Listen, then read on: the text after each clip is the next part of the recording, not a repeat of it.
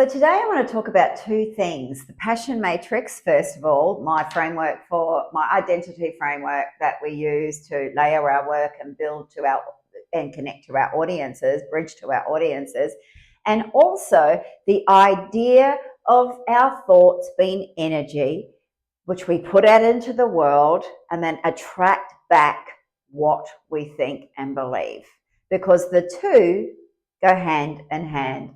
I'm Lillian Toms, and this is the Writer's Revolution. Let's get started.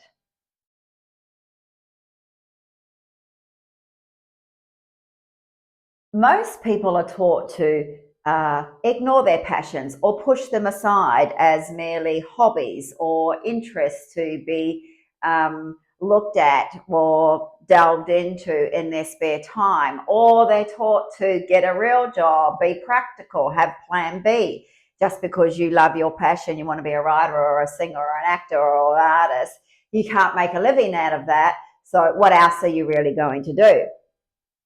I believe our passions are data and hugely important for us as authors, content creators, screenwriters, artists, musicians, whatever our vocation or our passion and interest is.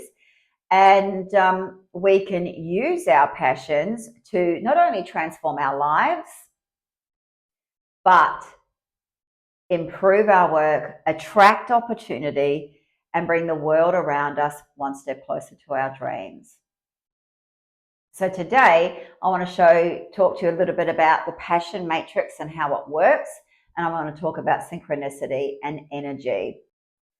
I was recently sent a video by David Bayer, by my business mentor. She knows that I believe heavily in energy and manifestation and neuroscience, and have a real interest and passion in all of the above.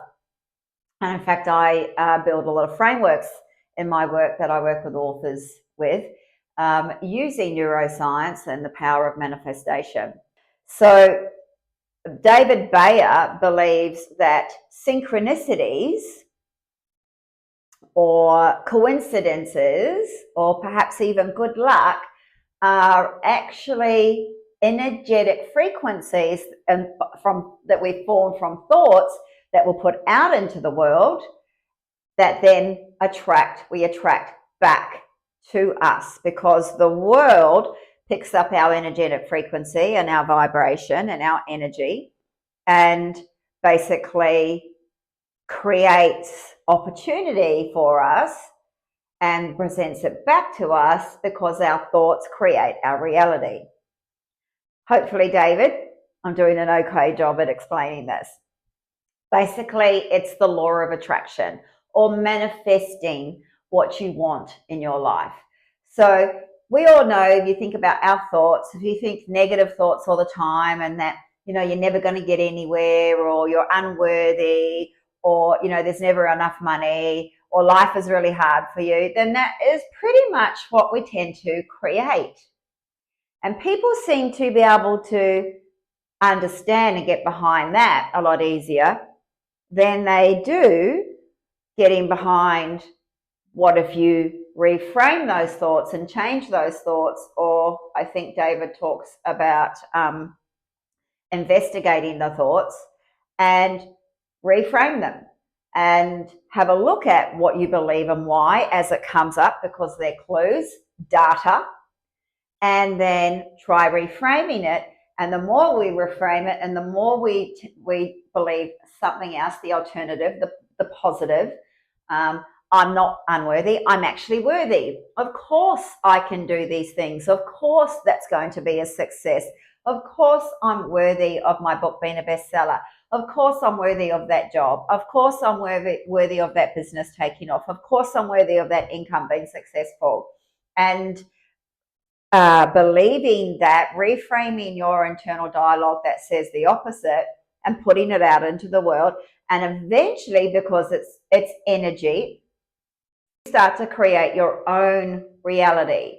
And in order to create the reality that fosters prosperity and brings the world around you one step closer to your dreams, it all starts up here. And here, we neuroscience, in connection with the nervous system, is a proven physical chemical reaction, and we can reframe our thoughts, rewire what we believe by using both our brain and our nervous system at the same time. And let's talk now about how we do that as authors when we start to look at our passions.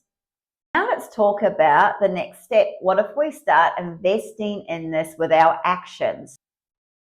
I believe that passions, I keep saying it, are data. They give us data that we can then use, regulate our nervous system so that we can invest in those passions and that data and use it for our own benefit.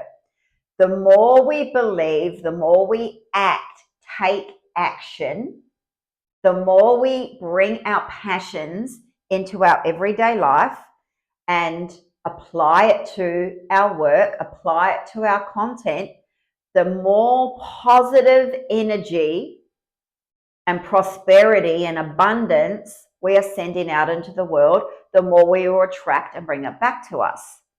So David Bayer describes it as, when you start thinking about someone and all of a sudden they call, or you see them in the street, those kind of synchronicities and coincidences. Imagine if you're thinking about your book being, a bestseller, you're layering your passions and the things you love into your work, you're investing in yourself and the things that you love, you're seeing the whole thing come together as a cohesive vision, and then all of a sudden, the right publishers, the right agents, things start to happen in your world because you are heavily invested in it energetically and sending that vibration out into the world, and then you start to attract that back to you. So this, if you work with me as an author, this is the type of work that we do. But we use solid, practical foundations and frameworks to build a cohesive, comprehensive, consistent vision, in addition to our transformational belief systems and frameworks, which is basically the spooky energy at a distance. So, what do I mean when I talk about layering it into our work? Well, let's start from the beginning. What is the passion matrix? Passion matrix is a framework by which we use content to activate our passions, because a lot of people, believe it or not, struggle to remember what their passions and identify what their passions are, because they've been taught their entire lives to suppress them or to ignore them, or that they are impractical, that you're dreaming, get a real job. So when I ask them, well, tell me what your five top passions are, they can't do it. But if you are engaging in regular content, TV shows, different types of social media, videos online, email newsletters from businesses and brands that you enjoy, but mainly the types of content that we regularly engage with will show us, reflect back to us what it is we are actually interested in and what we love. And the passion matrix takes us through a system where we identify the different content that we engage with the most. We then pull apart the content, what it is about the content that we're engaging with and why. We identify the passions, we identify the skills that we already have and the connection that we have to these passions, and then the ways we can use them. And when we break it apart like that, we start to identify passions that we can also layer into our work on many different levels. This is what the passion matrix does. Because when we layer the passions and interests into our work, our manuscript, our book, our screenplay, we connect with and resonate with people who share the same passions. From there, we build an audience, and from there, we begin to attract the people and resources back into our life that can actually make our dreams come true. So with the passion matrix, as an example, I have layered my passion matrix with interior design. I'm passionate about certain designers like Martin Ballard, who has a very particular aesthetic. Alison Victoria, who blends vintage with new. So when I'm thinking about spaces in my work, it's not just a side note to what I'm writing. Creating those spaces in my book are really important to me. And I have, because I've invested in my passions by watching many, many hours, building my own vision boards on Pinterest and various other ways. Suddenly these spaces and locations come alive in my work. But also, I can share those interests online, because as an author and a writer and someone who has a brand, the Writer's Revolution, I don't just talk about my book. I don't just talk about my brand. I talk about the things that I love, because I am my brand.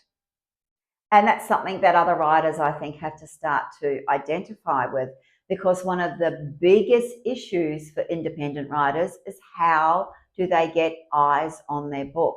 How do they market it? How do they sell copies? How do they attract the people that they need? And a lot of people think it begins and ends with the book, but it doesn't. The book is the seed. Everything you plant and grow comes from the book, right? But you as the author and all of the things you love and engage with also has to be a part of what you do.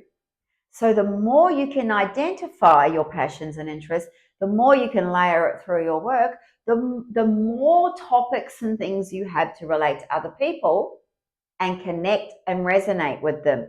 And suddenly you start to build this cohesive brand. Yes, it's a new way of marketing your book and marketing yourself on social media. But because the struggle is real and everybody really struggles to find ways to market and to, build a sustainable career, perhaps this is the answer. All of that aside, if you're not someone famous, you haven't already got a bestseller and the next book is, ready for release, if you're starting from scratch, and it actually does start with a manuscript, but it's not too late to start at any point. It's certainly not too late to work with me at any point. Your passions are valuable data that you can layer into your work. They are energetic frequencies that the more you invest in, the more you send and build that energy out into the world, the more it will come back to you. If you like what you hear, please subscribe to my YouTube channel, especially if you're an author. If you are looking for some answers and new ways of doing things, then this might actually be what you're looking for.